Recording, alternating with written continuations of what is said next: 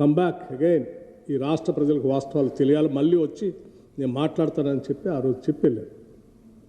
వారం రోజులు వచ్చింది, ఈ లోపలనైనా వాస్తవాలు తెలుసుకొని సరే రాసింది పొరపాటో తప్పో ఇది జరిగిందని అనుకొని వారు అనుకుంటారని నేను అనుకున్నాను.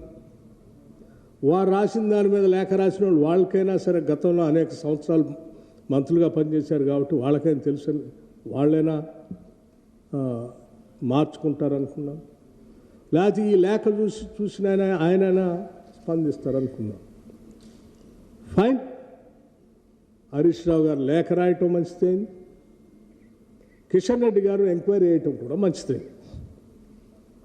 నేనొక్కడనే వాస్తవాలు చెప్తే సరే, ఏదో నేను రాధాకృష్ణ గారు మీద కోపంతో ఆయన రాశాడు కాబట్టి ఆయన మీద కోపంతో నేను చెప్తున్నాడు అనుకుంటారేమో.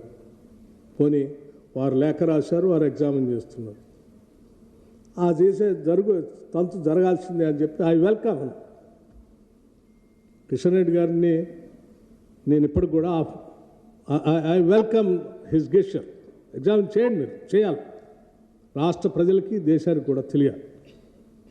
కేవలం కొద్దిమంది కొందరు వ్యక్తిగత ప్రయోజనాల కోసం రాష్ట్ర ఆస్తుల్ని ప్రభుత్వాలపై వ్యక్తులపైన అడ్డగోలు ప్రచారం చేస్తూ బతికేసేటువంటి వ్యక్తుల వాస్తవ రూపాలు బయట రావాలి. చేయండి అని చెప్పాను. చేయండి అని చెప్పడం కాబట్టి నేను కూడా కొంత ఎక్సర్సైజ్ చేశాను. ఆ ఎక్సర్సైజ్ సంబంధించినటువంటి కాగితాలన్నీ ఈరోజు రాష్ట్ర ప్రజలకి మీ ద్వారా తెలియజెప్పటమే కాకుండా నేను ఇక్కడ చెప్పడం కాదు, మీ అందరికి కూడా ఒక్కొక్క సెట్ ఇస్తాను.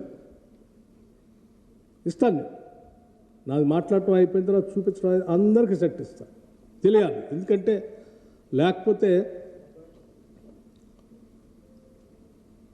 ఎవరికి కావాల్సింది వారు మాట్లాడుతూ ఉన్నారు. ఓన్లీ పత్రికలే కాకుండా, నాయకులే కాకుండా సోషల్ మీడియాలో కూడా ఎవరికి కావాల్సింది వాళ్ళు మాట్లాడుతూ ఉన్నారు. సో దానివల్ల ఒక విషయాన్ని గమనించట్లేదు, ఇది రాష్ట్ర ప్రయోజనాలకు నష్టం చేస్తూ ఉన్నాం అనేటువంటి విషయం మర్చిపోయి ఎవరికి కావాల్సిన వాళ్ళు చేస్తూ ఉన్నారు. అందుకే నేను వాస్తవ పరిస్థితి ఇస్తూ ఉన్నాను. CMPDI, Central Mine Planning and Design Institute, a subsidiary of Coal India Limited under the Ministry of Coal India.